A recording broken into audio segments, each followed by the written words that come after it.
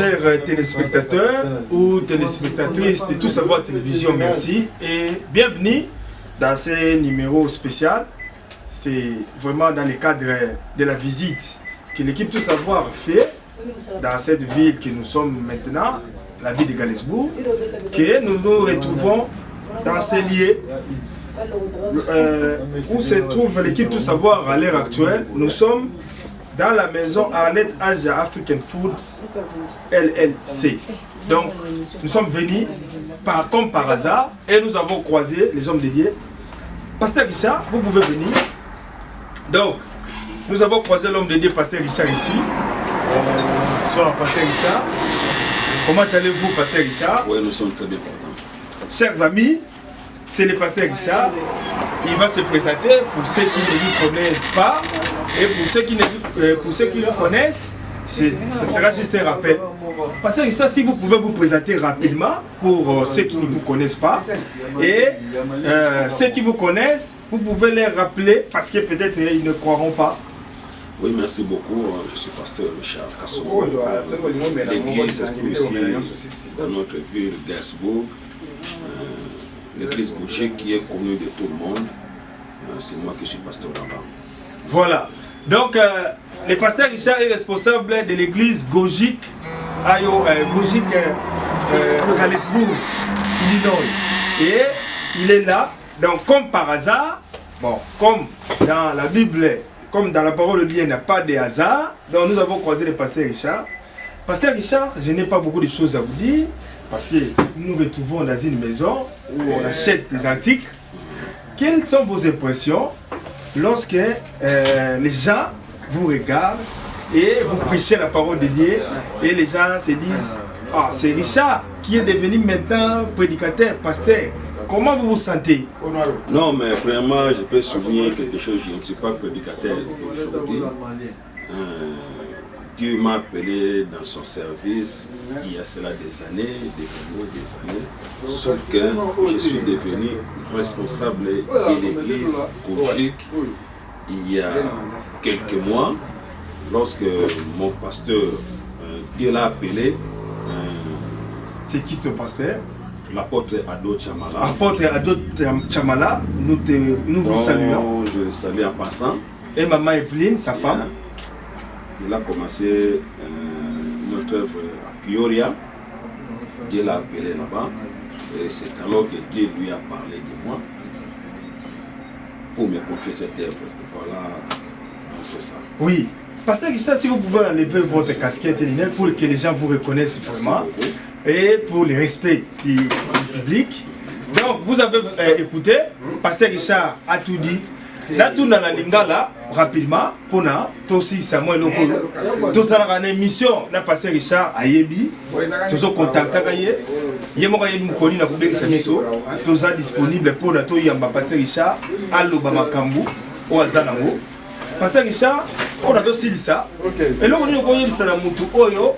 Aza la solution te na ba problème na ye aza les États-Unis awa ba bile lié makambo lié azo zo solution te ndono ko yebisa ye pona asala po azwa kimia mutu aza na problème mutu aza na mikakatano azo zo solution te ba problème leki ba bile ba makambo atana tango passé de liké na ngeze Yesu Masia ataba to ba bua kingai elike na ngai Yesu Masia pour dire moto nyonso za na mikakatano na moya lelo oyo na wotindo nulle part papa na yo décevoir yo pasteur na yo décevoir yo moi si na yo za na ndako décevoir yo bana na yo ba ko décevoir yo mais Yesu ako décevoir yo te azali porteur ya ba solution ba problème na biso nyonso. Nous aussi on avait des problèmes très sérieux. Mais parce que ton lika qui n'a collé sur ma scie, voilà, Yesu a pesi biso kimia. Yende mo pesi na kimia. Bible obi était mon rédacteur se révélera les derniers. Na ba difficulté na nyo sozana yango. Rédempteur na yo à côté moto ya suka. Lorsque tika batu ba condamné yo, tika batu ba buaka yo, tika batu ba finga yo, baloba de n'importe quoi c'est vous. Mais yeba que tango Yesu akotelema ezali nde mpo bango baya kofukama liboso na yo message na peso yango wana.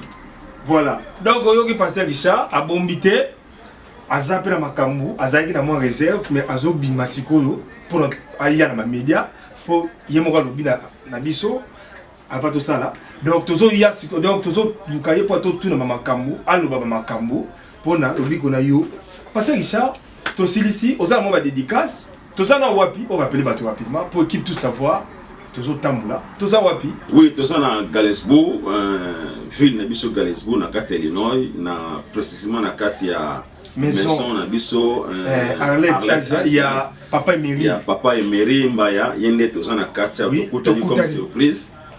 Dieu sait comment arranger ces histoires. Amen.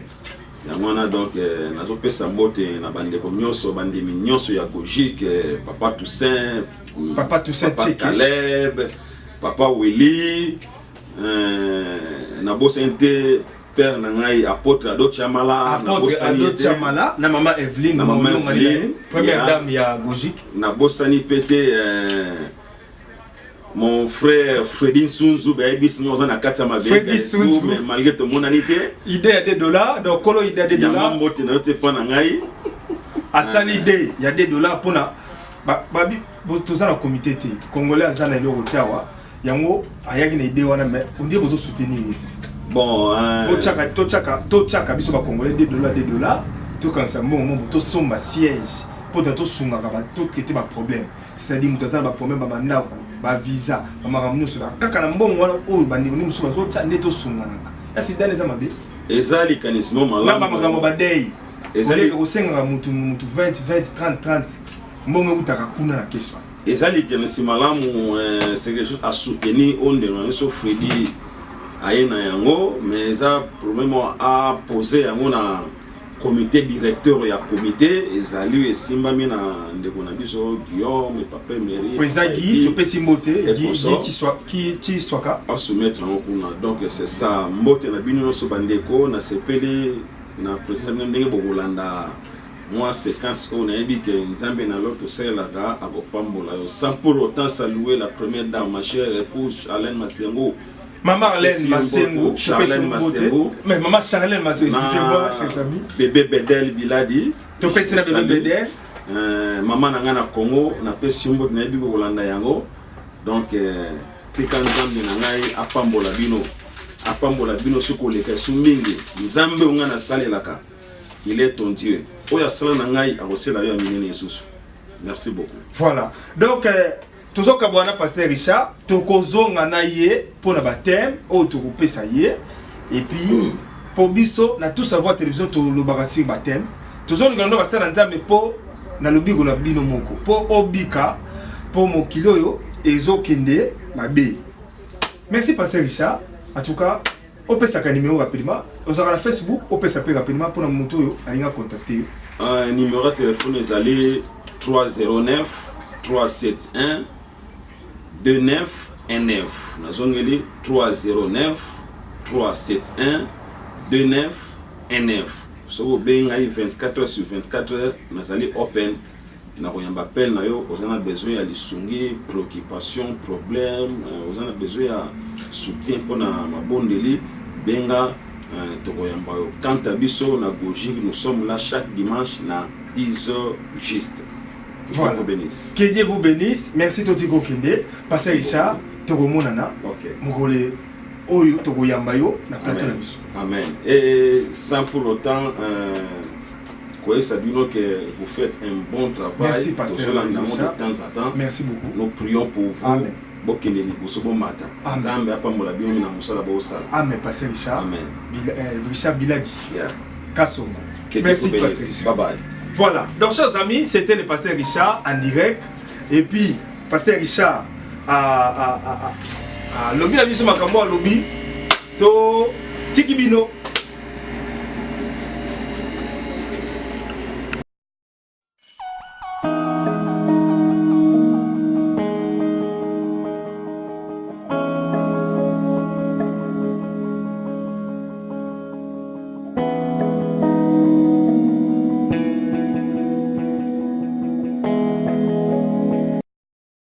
Oui, Pasteur Junior, en tout cas, tout le monde on a 4 kilts à l'élo, dans l'église de la résurrection au berger, Cédric Akambaka, on a un jeune pasteur, mais il y a une impression à yo, on a la mossa dans Zambé, et puis on rappelle tout le monde a des choses pour la bonne bibliothèque. Non, c'est un roaming d'abord. Et puis, le bien, et là, on va ça la femme. C'est vrai, on va pasteur jeune, mais ceux qui semblent apprendre mon toit à la carte à Jaïde, parce que Dieu nous a choisi de 2002 jusqu'à présent. C'est-à-dire, je suis pasteur jeune, mais j'ai aussi des enfants. C'est-à-dire, nous avons pasteur dans 4 il y a ensemble des salles de train. C'est-à-dire, quand on a eu d'abord la première personne qui m'a invité ici, c'est le Saint-Esprit. La Bible dit que tout le monde n'a pas ensemble, ceux qui m'ont dit mon ensemble est bien lié. Et en venant ici, la Koutipé Kabilembo ensemble. Donc pour moi, ils ont un étrangeté, d'ailleurs, papa Dominique, c'est mon papa aussi. Et dans un endroit où mon papa n'a été. Ni na bato baza pe tout autour et puis tant on a kuti sous moi na le berger s'est dit que waouh ça dit Azam donc bien aimé par là et ça est 5 pour dans les 5 et ça est vraiment 5 vraiment en tout cas tous les autres timing était pasteur Junior on a un message particulier na ba peuple de Dieu na yo to ba téléspectateurs il y a chaîne na biso yo tout savoir télévision et puis message particulier là bas congolais to ba de konyo so ba ka lingala o baza awa na mboko yo Galesbourg. Ils ont un message bon d'abord Seigneur Belenga na kata mosala. Ils ont profond et puis ils ont caractère pour la bande des États-Unis awa. Maintenant ba ba nanga ils ont en Afrique. Ils ont ceux qui voient na Congo tout précisément. Alors biboye. Il n'y a pas plus grande richesse dans la vie d'un pécheur si ce n'est que la bonne conscience. Je répète. Il n'y a pas plus grande richesse dans la vie d'un pécheur si ce n'est que la bonne conscience. C'est-à-dire, richesse à mon tout, d'abord pour reconnaître que je suis un pécheur, mais conscience fait ça. Après avoir connu, qu'est-ce qu'il faut faire? Qu'est-ce qu'il faudra? Donc c'est ça le message on a lancé là-bas dans Zambénios. Et d'ailleurs, il n'y a pas un royaume de Dieu pour les serviteurs de Dieu. Et il n'y a pas un royaume de Dieu pour les fidèles. Mais il n'y a qu'un seul royaume. Christ a dit que je pars vous préparer une place. Et si on a causé là, n'est si qu'on peut nous causer. Voilà. Il y a quelque chose qui m'a dit même encore. Il y a un mais il y a aussi la dans la façon dont on a causé la culpabilité. Et ça, c'est comment on utilise bonne conscience de servir Dieu. C'est ça le message qu'on a lancé là-bas. Pasteur Junior, en tout cas, merci. On rappelle tout. Pour la prière, tout le monde conseil spirituel. Vous avez un téléphone, un Facebook. Oui, c'est ça. D'ailleurs, tant qu'on a Junior Kumbu JDT Junior Kumbu JDQ. Ah, JDQ. Facebook. Mais si on a la personne contacter, ce n'est pas la première fois. Les gens ont déjà souvent Nandako. D'ailleurs, on est dans la question Koutana. Bazakou dans la Boubao Zélanga. C'est-à-dire, le numéro là, ils allaient 001 309 22 11 341 001 309 22 11 341 Pasteur Junior Kumbu, donc c'est ça. Merci Mingi. Pasteur Junior, nous avons rappelé, chers téléspectateurs, à sa chanteur. Pasteur Junior, au Gogo, le net au sel là-bas, moi, l'eau moko bouillé pour Tokabouana Bisso. Pour Toyoki Peke, Ozo Bimis album, équipe tout savoir. Na émission lango cantique des cantiques, exa lango prête pour na eyambayo. Mais au sel là-bas, moi, loko, attaque capella, attaque. Oyok sabatu moi le mo ozana ngo na bon mo zobimisa izama bete pona nzambe na zam d'ailleurs na songi nzambe bola mona na bomba telefona lo makaka na we makamo écoute donc na baka extrait kaka ya album ya nzembo na ngai oyoli kamboni nyoyo ngolo lekeli mayele na ngai mone tiki akomi médecin Mosumu kia koma moteye Mwasi andumba balipe pasteur Kuluna komi évangéliste ngoyo Kowela kochapo na via motote Polo bia moto ezana maboko nzambe Okokipe kobeta lisolo na yeye Nantamba mokie na sima na ngolwe Yango tikanga na yemba angol. En tout cas, Pasteur Junior, merci Mingi. Toko Koutarana yo, Poato Solola. Vraiment, et qui tout savoir et remercier yo la présence na yo. Je crois que batu bakomona yo belé et batu bako contacter yo. Nzamba pambola batu nyonso bazolanda ngai. Ya pambola ekipo mobimba. Lole fonga mapona bino ezangaki bozwa yango na kombo na Yesu. Amen. Merci Pasteur Junior.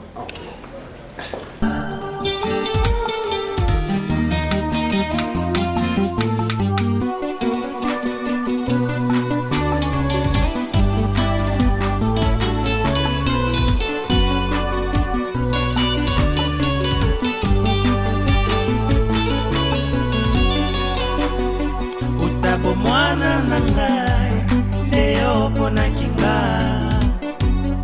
yo penga kinga na elanga na yo Nzambe yo